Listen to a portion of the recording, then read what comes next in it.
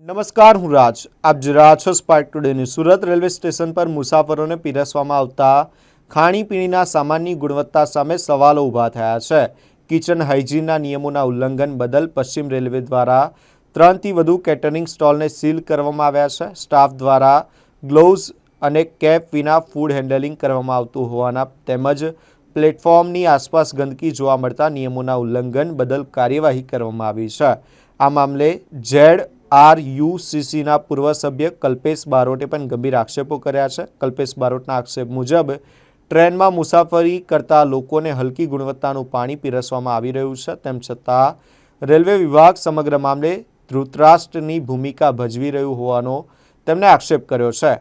RPF અને GRPની મિલીભગતથી હલકી ગુણવત્તાનું પાણી વેચાતું હોવાના પણ ગંભીર આક્ષેપો સામે આવ્યા છે. સુરતથી લઈને મુંબઈ ડિવિઝનના વિવિધ રેલવે સ્ટેશનો પર મુસાફરો સાથે ચેડા થઈ રહ્યા હોય તેવો પણ દાવો કરવામાં આવી રહ્યો છે. મુસાફરોના આરોગ્ય સાથે જોડાયેલા આ ગંભીર મામલે તાત્કાલિક ધોરણે અસરકારક કાર્યવાહી કરવામાં આવે તેવી માંગ ઉઠી છે. હવે જોવાનું એ રહેશે કે પશ્ચિમ રેલવે આ સમગ્ર મામલે વધુ કડક કાર્યવાહી કરે છે કે પછી મુસાફરોના આરોગ્ય સાથે ચેડા કરતી આવી બેદરકારી યથાવત રહે છે.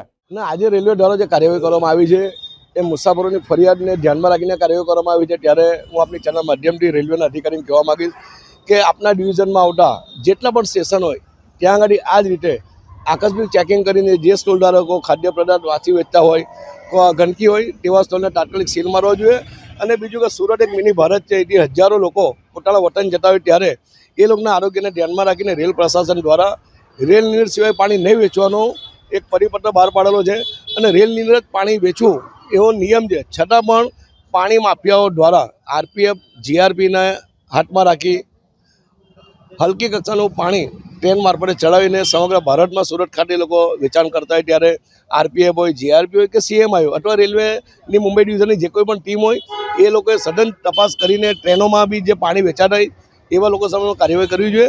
અને આ તો એમ કહી શકાય કે ભાઈ વર્ષો પછી રેલવે પ્રશાસન જાગ્યું છે. જે રીતનો સમગ્ર સુરતનો ગુજરાતનો માહોલ છે, ડુપ્લિકેટ વસ્તુ પકડાય છે, ત્યારે પોતાની ચામડી બચાવવા માટે અને સરકારના ગુડ લિસ્ટમાં આવવા માટે આજે લોકો કાર્યવાહી કરી છે.